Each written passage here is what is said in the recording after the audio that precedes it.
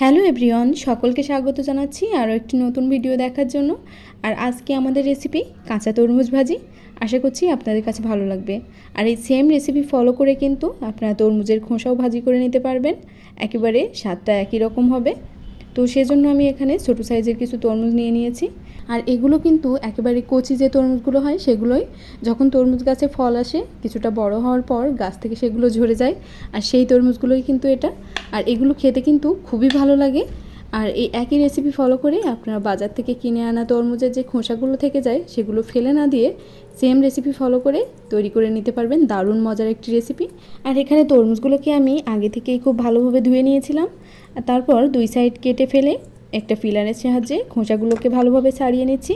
তো সবগুলো তরমুজের খোসা ছাড়ানো হয়ে গেলে আমরা লাউ অথবা চাল কুমড়ো যেভাবে ভাজি করার জন্য কেটে থাকি সেই রকমই সাইজ করে কেটে নিতে হবে। একেবারে খুব বেশি মোটা না, আবার খুব বেশি চিকনও না।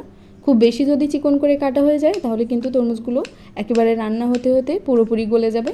সেজন্য অবশ্যই একটু মিডিয়াম সাইজ করে সবগুলো তরমুজকে কেটে নিতে হবে। এভাবে সবগুলো তরমুজ কাটা হয়ে গেলে আমি চলে যাচ্ছি রান্নায়।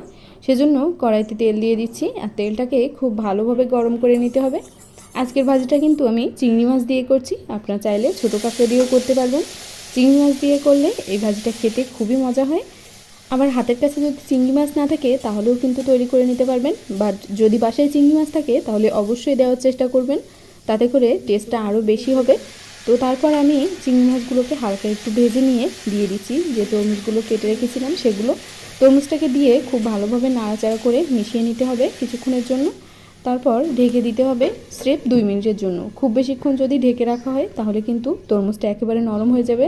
সেজন্য 2 মিনিট পরে আমি ঢাকনাটা খুলে নিয়ে আরও 1 মিনিটের জন্য ঢেকে দিয়েছিলাম।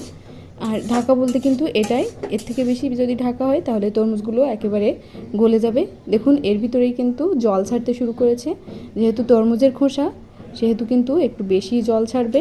আর কড়াইতে দেওয়ার পরে যদি দেখেন খুব বেশি জল ছাড়তে শুরু করেছে তাহলে ঢাকারও কোনো প্রয়োজন নেই, এতে করে কোনো সমস্যা হবে না। তো তরমুজের খোসাগুলোকে প্রায় 60% মতো সেদ্ধ করে তারপর নামিয়ে নিতে হবে। আমার এখানে তরমুজগুলোকেও আমি সেরকমভাবেই নামিয়ে নিয়েছি, একটু শক্ত থাকা অবস্থাতেই, একেবারে পুরোপুরি সেদ্ধ হওয়ার আগেই নামিয়ে নিতে হবে, কারণ এটাকে আরও কিছুক্ষণ ভেজে নিতে হবে। তারপর সেগুলোকে নামিয়ে এক সাইডে রেখে দিয়েছি। আর কড়াইতে দিয়ে দিয়েছি আরও কিছুটা তেল, আর তেলের ভিতর দিয়ে দিয়েছি কুচনো পেঁয়াজ আর রসুন। পেঁয়াজ রসুনটাকে হালকা একটু লাল লাল করে ভেজে নিয়ে তারপর যে তরমুজটা আমি আগে নামিয়ে রেখেছিলাম সেটা এখানে দিয়ে নেড়ে চেড়ে খুব ভালোভাবে পেঁয়াজ রসুনের সাথে মিশিয়ে দিচ্ছি। এভাবে আরও 2-3 মিনিট মতো রান্না করে নিতে হবে।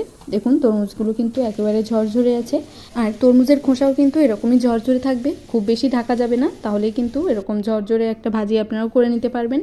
তারপর যখন রান্নাটা পুরোপুরি হয়ে গিয়েছে আমি নামিয়ে সার্ভ করে নিচ্ছি। বাজার থেকে তরমুজ কিনে আনার পর বাসায় আসলে তখন কাটার পর দেখা যায় যে 2-1টা তরমুজ কিন্তু কাঁচা থেকে যায়, আর সেই তরমুজগুলোকে আপনারা ফেলে না দিয়ে চাইলে এরকম দারুণ মজার একটা রেসিপি তৈরি করে নিতে পারবেন। আমার কিন্তু খুবই পছন্দের একটা রেসিপি, আশা করছি আপনাদের কাছেও ভালো লাগবে। আমি তো আজকে কাঁচা তরমুজের রেসিপি করে দেখালাম, আর এই সেম রেসিপি ফলো করে আপনারা অবশ্যই একদিন বাসায় তরমুজের খোসা রান্না করে দেখবেন।